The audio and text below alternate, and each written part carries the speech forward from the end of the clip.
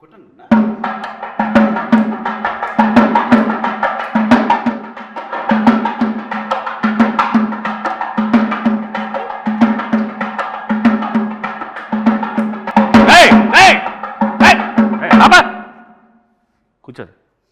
నీకు పెళ్లి చేసుకోమన్నాను కదా. చేసుకోమంటావు నాన్న. కట్నం కట్నం కట్నం అంటే ఈ రోజులు ఎవరు ఇస్తారు నాన్న కట్నం? కట్నం లేకుండా ఊరికే ఫ్రీగా వచ్చి ఇంట్లో పెట్టేసి మొత్తం మేము చూసుకోవాలి అమ్మాయిని. అట్లాగే వస్తారు ఈ రోజుల్లో. ఎవరు ఈ రోజుల్లో ఇంటికి వస్తున్నారు ఎవరైనా? ఇంకేం చేయమంటావు నాన్న? కట్నం తీసుకొని పెళ్లి చేసుకో. నీకు కావాలంటే బయటకి ఎక్కడైనా బ్యాంకాకి వెళ్ళి సరదాగా వెళ్ళి వచ్చాయి. ఆయన కూడా తీసుకెళ్ళి.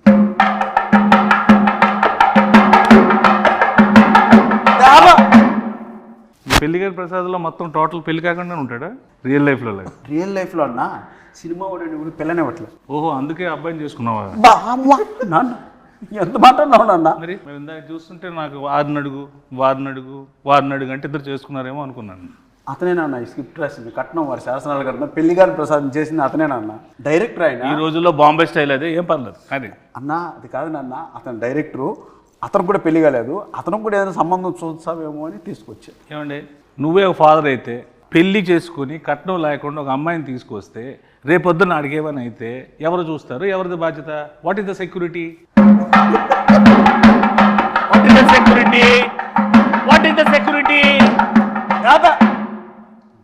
ఈ రోజుల్లో కట్నం తీసుకుని పెళ్లి చేసుకోవడం నేరం.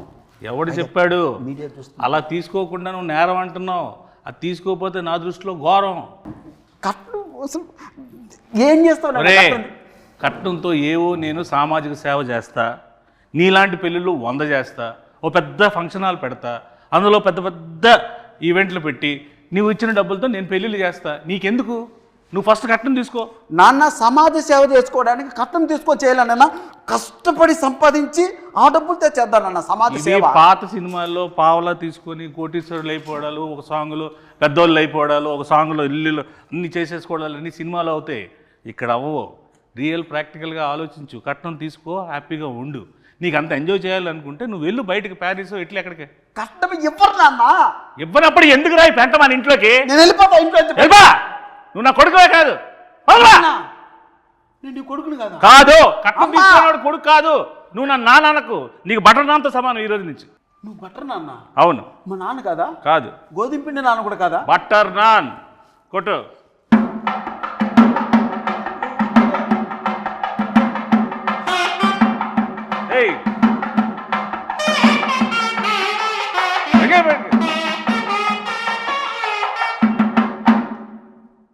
ఇప్పటికీ అర్థమైందా?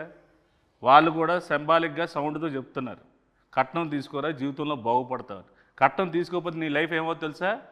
ఇలాగ వైలెన్స్గా సైలెన్స్గా ఉంటుంది. అంటే అది కాదు నాన్న, నువ్వు మాత్రం కట్నం తీసుకోలేదు, నన్ను మాత్రం కట్నం తీసుకోమంటున్నావు. బుద్ధి గడ్డి తినే నిన్ను తీసుకోమంటున్నా, నాలాగా నువ్వు అవ్వకుండా ఉండడం కోసం.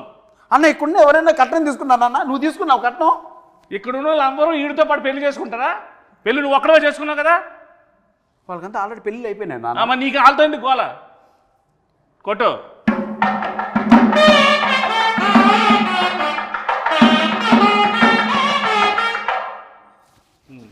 చెప్పు నాన్న. యాక్చువల్గా నాన్న, నువ్వు ఏదో కట్నం వారి శాసనాలు గ్రంథం ఒకటి రాసి మీ తాత ముత్తాతల నుంచి ఫాలో అవుతున్న రూల్స్ రెగ్యులేషన్స్ నా పైన మోపి నాకు ఏజ్ బయరేంత వరకు ఇలా నిలబెట్టి నాకు పెళ్లి కాకుండా చేసి పాపం మూట కట్టుకుంటున్నావు నాన్న. ఏం పర్లేదు, ఈ రోజు నేను చచ్చిపోయినా నాకేం పర్లేదు. కట్నం తీసుకుని హాయిగా చచ్చిపోతా. నువ్వు మాత్రం నాశనం అయిపోవడం నాకు ఇష్టం ఉండదు. నీ మంచిగా చెప్తున్నాను రా. ఒరే గుడ్ కళ్ళద్దాలెట్టుకున్న ఎదవా. నాన్న నువ్వు వెళ్ళిపోతే నాకు ఇంకో నాన్న ఎలా వస్తారు నాన్న? నువ్వు పెళ్లి చేసుకుంటున్నావు కదా, నీ దగ్గర డబ్బులు లేవనుకో, 4వ రోజు 5వ రోజు అదే వెళ్ళిపోతుంది. నీకు అప్పుడు తెలుస్తుంది బాధ ఏంటో. కట్నం ఉందనుకో, నీకు సెక్యూరిటీ ఉంటుంది, నాకు సెక్యూరిటీ ఉంటుంది.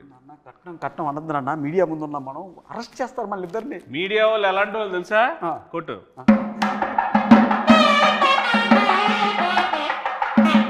వాళ్ళకన్నీ తెలుసురా బాబు.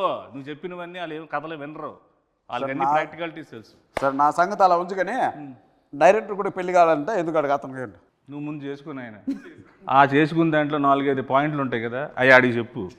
అందులో ఒక పాయింట్ అయినా కనెక్ట్ అవుతాడు, పెళ్లి చేసుకుంటాడు. ఎన్ని పాయింట్లు ఏం చెప్పినా సరే కట్నం మాత్రం స్ట్రెస్ చేసి మరీ చెప్పు. అసలుకే మతిమరుపు ఎక్కువ ఈ క్యాండిడేట్కి. కొట్టు.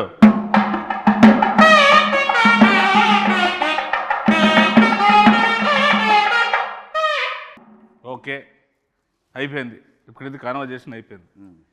అసలు ఏంటి ఈ పెళ్ళి కాని ప్రసాద్ ఏంటి, ఇందులో ఇంతమందిగా నువ్వు ఉన్నావేంటి, ఇన్ని ఎక్స్ప్రెషన్ల కారణం ఏంటి, దీనిలో ఉన్న కథ ఏంటి, దీని వెనక ఉన్న కథ ఏంటి, నువ్వు జనాలకు ఏం చెప్పాలనుకుంటున్నావు? ఈ సినిమా చూస్తే పెళ్లి కాని వాళ్ళకి పెళ్ళి అయింది, పెళ్లి కాని వాళ్ళకి పెళ్ళి అయింది. పెళ్ళి, ఓహో పెళ్లి కాని వాళ్ళకి పెళ్ళి అయింది. పెళ్లి కాని పెళ్ళి అవుతుందా అంటే పెళ్ళి పెళ్ళి ఎందుకు అవుద్ది? అంటే పెళ్లి కాని పెళ్ళి అయింది. పెళ్లి కాని మగజాతి ఆనిమితులకి అందరికీ ఓహో ఈ సినిమా చూస్తే పెళ్లి కాని వాళ్ళందరికీ పెళ్లి అయిపోతుంది, పెళ్ళి అయిపోద్ది, కుజు దోషం పోద్ది. వెరీ గుడ్, కొత్త దోషం వస్తుంది కాదా? కొట్టు. సరే, ఇందులో మా ప్రసాద్ క్యారెక్టర్ ఏంటి, మా ప్రసాద్ ఏంటి ఇందులో పర్ఫార్మెన్స్? పెళ్లి కోసం కష్టపడుతూ ఉంటాడు, వాళ్ళ నాన్న 2 crores కట్నం కోసం ఇబ్బంది పెడుతూ ఉంటాడు. ఓకే, అంటే అన్న ఈ స్క్రిప్ట్ యాక్సెప్ట్ చేసే ముందు మన ఇద్దరి మధ్య ఒక అన్నదమ్ముల అనుబంధం సంబంధంగా చెప్తున్నాను. ఇంతకుముందు మనం చాలా సినిమాల్లో చూసాం, ప్రియాంక చిత్రం, లవర్స్, ఎక్స్ప్రెస్, రకరకాల ఎక్స్ప్రెషన్స్తో మనం చూసాం. సో ఆ సప్తగిరి అనే వ్యక్తి ఒక 7-8 yearsగా మీరు అలా ఎక్స్ప్రెషన్స్తో వాటితో చూశారు. చిన్న వేరియేషన్ మనలో ఇంకా ఉందని చెప్పుకోవడానికే సప్తగిరి ఎక్స్ప్రెస్ ఎల్ఎల్వి చేసాం. సో ఇవన్నీ మిగిలిన ఎమోషన్స్ కూడా మనం చేయాలి అని ఒక ఉద్దేశంతో ఆ కామెడియన్గా ఉంటే ఎంతవరకు సస్టైన్ అవుతామో తెలియక ఒక హీరోగా టర్న్ అయింది. బట్ ఈ స్క్రిప్ట్ మాత్రం లక్కీగా దొరికింది. సప్తగిరి కామ్గా కూర్చుంటే సప్తగిరి చుట్టూ ఒక 7-8 మంది సప్తగిరిలు ఉంటారు, వాళ్ళు కామెడీ చేస్తుంటారు. సో ఆ సీన్స్ వర్కౌట్ అయినాయి కాబట్టి ఈ సినిమా యాక్సెప్ట్ చేయడం జరిగింది, రిప్రజెంట్ చేస్తుంది. అందుకే ఆ ఎక్స్ప్రెషన్స్ నా చుట్టూ చేసే వాళ్ళ ఎక్స్ప్రెషన్స్ అనమాట. సో దాని క్యారెక్టర్ నువ్వు చేయకూడదు కాబట్టి నీ చుట్టూ నీ సోల్స్తో ఎంటర్టైన్ చేయించారు. వెరీ గుడ్, కాన్సెప్ట్ మీదేనా? మా రైటర్స్ ఉన్నారు. వెరీ గుడ్, సూపర్, బాగుందండి. Thank you. వెరీ గుడ్, కొట్టు.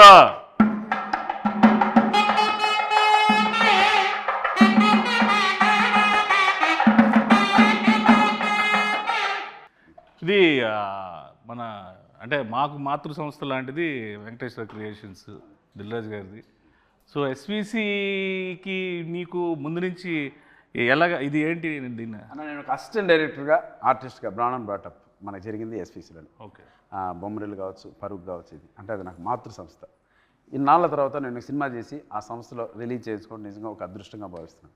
ప్లస్ మనకు రాజ్ సార్ కావచ్చు, శిరీష్ అన్న కావచ్చు, వీళ్ళు ఎంత క్లోజ్ ఉన్నా, ఎంత మనం మాట్లాడినా వాళ్ళ కంటెంట్ నచ్చందే, సినిమా నచ్చందే, డౌట్ లేదు, అందులో డౌట్, లోపలికి అడుగు కూడా పెట్టినాడు. సో నా పైన ఉన్న గుడ్ విల్తో ఒకరోజు వెళ్ళి శిరీష్ సార్ని, రాజ్ సార్ని కలవడం జరిగింది. అన్న మీరు ఒక్కసారి నా సినిమా చూడండి, మీకు నచ్చకపోతే 10 నిమిషాలు చూడండి, మీకు కంటెంట్ కనెక్ట్ కాకపోతే నాకు మీరు ఏ హెల్ప్ చేయకండి అన్న. నా మాటకి శిరీష్ అన్న గౌరవం ఇచ్చి ఒకరోజు మార్నింగ్ ప్రసాద్ ల్యాబ్లో నేను చూస్తాను, షో వెయ్యి, నాకు నచ్చకపోతే 20 minutesలో థియేటర్ నుంచి బయటకు వెళ్ళిపోతా, ఎందుకంటే వాళ్ళది చాలా crucial and valuable time. Cinema చూసి చాలా బాగుంది గిరి, దీని వెనక అండా దండా కొండగా మేము నిలబడతాం, మీరు ప్రమోషన్ స్టార్ట్ చేయండి అంటే అంత పెద్ద వ్యక్తుల ఆశీర్వాదం ఈ సినిమాకు దొరికింది కాబట్టి ఈరోజు ధైర్యంగా ఈ ప్రమోషన్ స్టార్ట్ చేసాం, వాళ్ళ బ్లెస్సింగ్స్. అలాగే ఈ సినిమాని నేను అక్కడ చూపించడానికి నాకు ఉపయోగపడ్డాను మా స్నేహితులు అనిల్ రావుపుడికి. అండ్ ఫస్ట్ టైం నుంచి స్క్రిప్ట్ స్టార్ట్ అయ్యి షూటింగ్ స్టార్ట్ అయిన దగ్గర నుంచి మాకు బ్యాక్ బోన్లో నిలబడ్డ మారుతి అన్నకి అంత నిజంగా వాళ్ళందరికీ చేతులు జోడించి కృతజ్ఞతాపూర్వకంగా నమస్కారం జరుపుకుంటాను. Thank you. సో ఇందులో మ్యూజిక్ ఏంటి? ఇందులో 3 songs ఉన్నాయి. ఓకే, 3 songs చాలా అదిరిపోయినాయి సాంగ్స్. ఆర్ఆర్ మాత్రం ఆయనతో డ్యూయట్ పెట్టాలని మీకు ఎందుకు అనిపించింది? డ్యూయట్ ఉందా అన్న ఇందులో? చెప్పు, ఉందా డ్యూయట్ ఉందా? డ్యూయట్ లేదు. పెళ్లికాని ప్రసాద్ అంటే డ్యూయట్ కూడా లేదు. వెరీ గుడ్, చాలా డెడికేటెడ్గా చేశారు సాంగ్స్ కూడా. అన్న నిజంగా ఒక విషయం చెప్పాలంటే 2 songs ఉన్నాయి. ఒకటి చిన్న బిట్ సాంగ్, 2 సిచ్యువేషనల్ పరంగా వచ్చేది. ఒకటి క్యారెక్టరైజేషన్, పెళ్లిగాని ప్రసాద్ క్యారెక్టరైజేషన్ సంబంధించిన టైటిల్ సాంగ్ ఒకటి, 2 హీరోయిన్ సంబంధించిన అది కూడా సిచ్యువేషనల్ సాంగ్, మాంటేజ్ సాంగ్ ఒకటి. ఇవి 2 చెప్పడం జరిగింది. సో మీతో ఎంటైర్ ఓవరాల్గా మనకు ఫన్ ఎలా జరిగింది ఈ సినిమాలో అన్న దానిపైన కాన్సన్ట్రేట్ చేశారు. డైలాగ్స్ అఖిల్ వర్మ అనే ఒక అబ్బాయి రాశారు. సో నేను ఇంతకుముందు చాలామంది షో కూడా వేశాను, ఒక 20 ఫ్యామిలీకి షో వేశాను. ఆ మారుతి అన్న కూడా చూశారు కాబట్టి చూసిన వెంటనే ఆ అబ్బాయి ఎవరో కానీ ఒక మంచి లైఫ్ ఉంది అఖిల్ వర్మకి, కథ ఎవరు రాశారు అన్నారు, లోహిత్ అని ఇంకొక అబ్బాయి రాశారు. సో వీళ్ళు ఈ జనరేషన్ తగ్గట్టు చాలా మంచి కథ రాశారు. ఈ కథను ఎట్టి పరిస్థితుల్లో మిస్ చేసుకోవద్దు, ఈ కథ చేసి ఫస్ట్ కాపీ నా దగ్గర రమ్మని చెప్పారు. సో అదే మాటగా వెళ్ళాను. వెరీ గుడ్ అన్న. సో ఏంటి సార్ ఇప్పుడు ఈ పెళ్లికాని ప్రసాద్, నాకైతే ఫాదర్ అండ్ సన్ మధ్యలో రిలేషన్ టీజర్ చూసినాక, ఇంకా ట్రైలర్ రిలీజ్ చేయలేదు. ట్రైలర్లో హీరోయిన్ ఫ్యామిలీ ఒక కథ ఉంటుంది. సో హీరోయిన్ ఫ్యామిలీ నేను టీజర్ చూసినాక ఏంటంటే ఫాదర్ అండ్ సన్ అనేది నాకు కనెక్ట్ అయింది. సో ట్రైలర్లో హీరోయిన్ ఫ్యామిలీ స్టోరీ కూడా రివీల్ చేస్తాం. సో హీరోయిన్ ఫ్యామిలీ స్టోరీకి హీరో వాళ్ళ ఫాదర్ స్టోరీకి రెండింటి మధ్యలో నలిగిపోతూ ఉంటాడు. ఓకే ఓకే, నువ్వు నలిగిపోతుంటావు బాగా. నన్ను మామూలు నలపరన్నా పచ్చడి, రోటి పచ్చడి, ఇంకేమన్నా 4-5 పచ్చళ్ళు వేసి ఊరగాయ పెట్టి జాడీలో పెట్టి నలిపి పిసికి బయటికి తీసి ఆ దండె పైన ఆరేస్తారన్న. అలా ఉంటుంది గారు. Very good. సో ఆ ఇన్నోసెన్స్ అనేది పక్కా పనిచేస్తుంది. సో ఇప్పుడు ఆ సినిమా ఉంది కదా లాయర్ సినిమాలో పెద్ద డైలాగ్ ఎల్ఎల్బి, అలాంటి డైలాగ్స్ ఏమైనా ఎక్స్పెక్ట్ చేసే సినిమాలో? ఇది కంప్లీట్ డిఫరెంట్. ఇది కంప్లీట్ పొడి పొడి డైలాగ్, సెటిల్గా ఉంటుంది, క్యారెక్టర్ మొత్తం సెటిల్గా ఉంటుంది. దీంతో సెటిల్ అయిపోతాడు. మీ బ్లెస్సింగ్స్. ప్రయత్నం జరగాలి. నీలో ఉన్నది గొప్పతనం ఏంటంటే ఒకటే స్లాబ్ స్టాక్గా వెళ్ళిపోకుండా ఇది డిఫరెంట్గా ఉంటుంది. అది ట్రై చేయడం చాలా గట్స్తో కూడుకున్న విషయం. అట్ ద సేమ్ టైం రాజుగారితో ఒప్పించి ఎస్విసి నుంచి రిలీజ్ చేయడం అనేది నాకు తెలిసి 150% సక్సెస్ అయిపోయింది cinema. Thank you. So I hope డెఫినెట్గా నువ్వు సక్సెస్ అవుతాడాలి. కాకపోతే పాజిటివ్ మాట్లాడుకున్న నెగిటివ్స్ కూడా మాట్లాడుకుందాం మనం ఈ సినిమాలో. సో మీకు ఈ సినిమాలో బాగా నెగిటివ్ అనిపించింది. మనోడు ఎలాగా నెగిటివే, నేను తినేస్తాడు, అది చెయ్యి ఇది చెయ్యి అది చెయ్యి ఇది అది ఇది అని. సో ఏది మీరు కొన్ని ఇలా అనుకున్నాం బెటర్ వేలో అలా వెళ్ళింది అనుకునే పాయింట్స్ ఏమైనా ఉన్నాయి? మలేషియాలో చిన్న ఇన్సిడెంట్ జరిగింది, అది అన్న ఇప్పుడు మలేషియా షూటింగ్ ఫస్ట్ నుంచి మాకు అన్న ఫారిన్ షూటింగ్ ఉంది ఆస్ట్రేలియా. అలా స్వాతి ముత్యం సినిమాలో ఉద్యోగం కోసం కమలాసన్ గారు తిరుగుతుంటారు సోమయాజు. అలా ఆస్ట్రేలియా సరే ఆస్ట్రేలియా పోతున్నాం కదా, సరే ఓకే అన్నా దుబాయ్. ఏరా ఏం దుబాయ్ అంటే ఆస్ట్రేలియా బడ్జెట్ సరిపోవట్లేదన్నా అన్నాడు. సరే అన్నా సరే కాంప్రమైజ్ చేస్తా అన్నా దుబాయ్. సరే దుబాయ్ బాయ్ బాయ్ బాయ్ అన్నాడు. సెట్కి వచ్చావు. దుబాయ్ బాయ్ అన్నా మలేషియా ఆస్ట్రేలియా నుంచి దుబాయ్ నుంచి మలేషియా. ఎందుకు అన్న బడ్జెట్ కొంచెం సహకరించడం. సరే ఓకే చివరికి మలేషియా.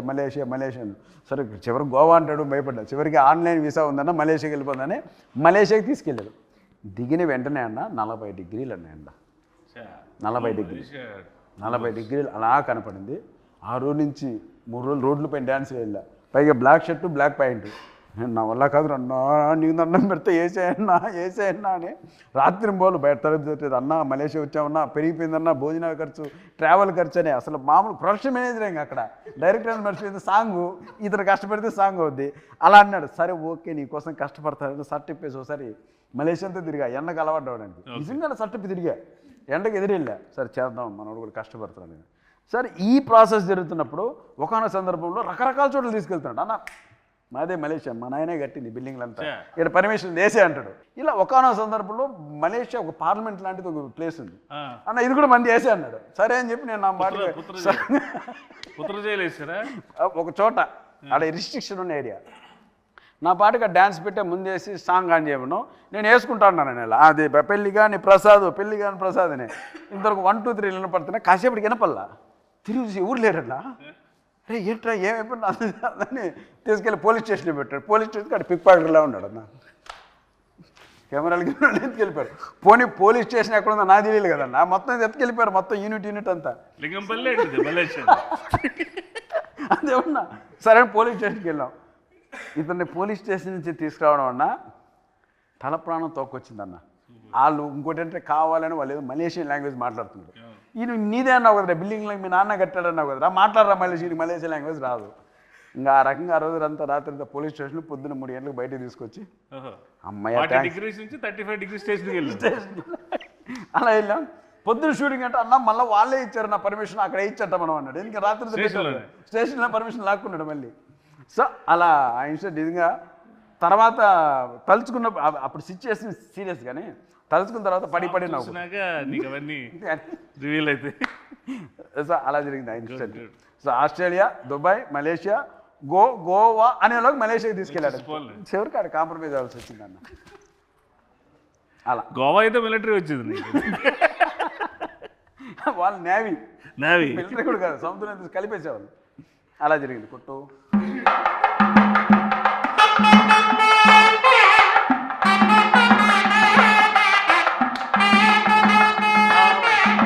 నీకు పాస్పోర్ట్లోనే సార్ మలేషియా తీసుకెళ్తారా?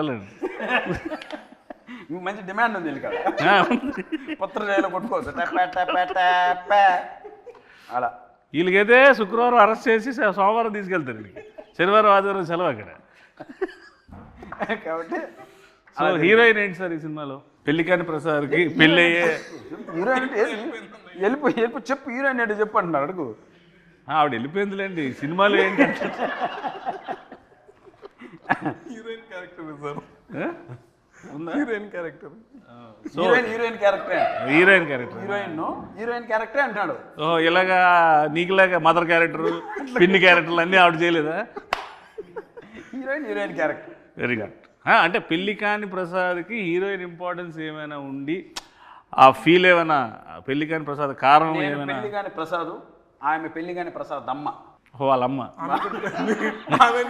అమ్మ ప్రసాద్ అమ్మ అంటే ఆమె. ఆహా, మేలు నీకన్నా తాత పెళ్లి విషయంలో. నాకన్నా తాత తెలియకుండా చూడండి ఎంత నవ్వుతూ ఉన్నారు ఒక్కొక్కరు. ఒక శతమానం బౌద్ధ ఫ్యామిలీ ఎలా ఉన్నారు కదా. సినిమా చూస్తే అన్న దండుపాలెం బంగారుపాలెం మొత్తం అన్ని కలిపి కొడతారు వాళ్ళు. అలా ఉంటుంది పచ్చడి, రోడ్డు పచ్చడి, ఊరగాయ, ఇంకా అట్లుంటుంది వ్యాపారం. ఈవిడ ఉన్నారు కదా అమ్మగారు, ప్రమోదిని మహాతల్లి. నిజం చెప్తున్నాను అన్న, నిజంగా మనకు 3 జనరేషన్లకి ఒక వరం ఆమె. అటు లెజెండ్స్ ఎన్టీఆర్ గారు, నాగేశ్వరరావు గారు, అక్కడి నుంచి తర్వాత చిరంజీవి గారి తరం, ఆ తర్వాత ఈ తరానికి కూడా ఆయన ఉండి ఆ ట్రాన్స్ఫర్మేషన్ ఉంటుంది చూడండి అన్న. అన్నపూర్ణమ్మ గారి స్క్రీన్ మీద షార్ట్లోన ఆఫ్ ద షాట్ కూడా ఆవిడ ఎనర్జీ కానీ ఆవిడ తాలూకా అంతే. ఆ జనరేషన్లో వాళ్ళకి ముందు కాళ్ళకు దండం పెట్టుకోవడం తప్ప మనం చేసేది ఏం లేదు. ఇంకోటి మనం ఏదన్నా టైడ్ అయిపోతామని రాగానే ఏరా అబ్బాయి రెడీనా అంటే అమ్మ రెడీ అమ్మ అంటే ఇంకా అక్కడికి వచ్చి ఒక సీన్ పడిందన్న మాకు ఆయనకి, నువ్వు కాచుకో, నువ్వు సత్తగిరా, నేను అన్నపూర్ణమ్మ ఎవడో తెలుసుకున్నావు చెప్పింది. రైట్ తల్లి అన్న. ఇంకా అంతే ఉత్తికి ఆరేసి దండి మీద ఆరేసి క్లిబ్బులు పెట్టి వెళ్ళిపోయింది లోపల. ఇంక ఎండ వచ్చినప్పుడు 6ంటికి పెట్టుకోవడం అంతే. అలా ఉంటుంది మ్యాటర్. డైరెక్టర్ గారు ఒక క్లోజ్ తీయమంటేనే ఇప్పుడు ఎవరు సగం క్లోజ్ తీయట్లేదు. ఇన్ని క్లోజ్లు ఎంత బాగా తీసిన డిఓపి ఎవరు సార్? సుజాత సిద్ధార్థ్ అని డిఓపి చాలా బాగా చేసిండు. ఆయన ఇంతకుముందు 6 to 7 ఫిల్మ్ చేసిండు, అన్ని మంచి బడ్జెట్ మూవీస్ చేసిండు.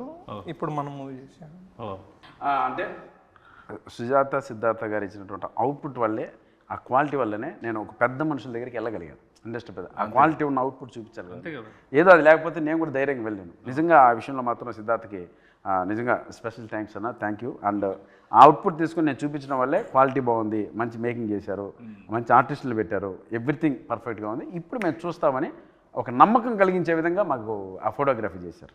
ఇక ఈ ఇన్ని ఎక్స్ప్రెషన్లు ఫ్రేమ్లో సినిమా గురించి చెప్పే ఈ కాన్సెప్ట్ చాలా బాగుంది యాక్చువల్లీ. ఈ థాట్ ఎవరిది? డైరెక్ట్. Very good sir. అంటే అన్ని ఆర్టిస్టులు కన్నా ఒక పెళ్లికాని ప్రసాద్ అనేవాడికి ఇన్ని వేరియేషన్స్, ఈ సినిమాలో ఇన్ని ఎమోషన్స్ ఉంటాయనేది బై పోస్టల్ చూస్తేనే మాకు అర్థమవుతుంది. అది సినిమాలో డెఫినెట్గా ఉంటుంది అనుకుంటున్నాను. అది ఉంటే కనుక నువ్వు ఇంకా పాన్ ఇండియా సినిమా చేసుకోవచ్చు. హ్యాపీగా రీజనల్ లాంగ్వేజ్ మంచి సినిమాలు పాన్ ఇండియా, మళ్ళీ మలేషియా జైలు, పాన్ ఇండియా అంటే మలేషియా, అక్కడి నుంచి ఆస్ట్రేలియా నుంచి దుబాయ్, కట్ చేస్తే పెళ్ళి లింగంపల్లి, యూసఫ్ కూడా. సో ఇందులో యాక్షన్ ఎక్కువ ఉందండి, కామెడీ యాక్షన్ ఉంది. అది that is one of the action, biggest action. Comedy అనేది అంత యాక్షన్ ఎవరు చేయలేరు. ఫైట్ మాస్టర్లు కామెడీ యాక్షన్ చేయలేరు. అందుకే అన్ననే చేసేసాను, ఫైట్ మాస్టర్ కూడా లేడు, అని ఆయన చేసాడు. ఈ మాస్టర్ కూడా ఈయన. సూపర్.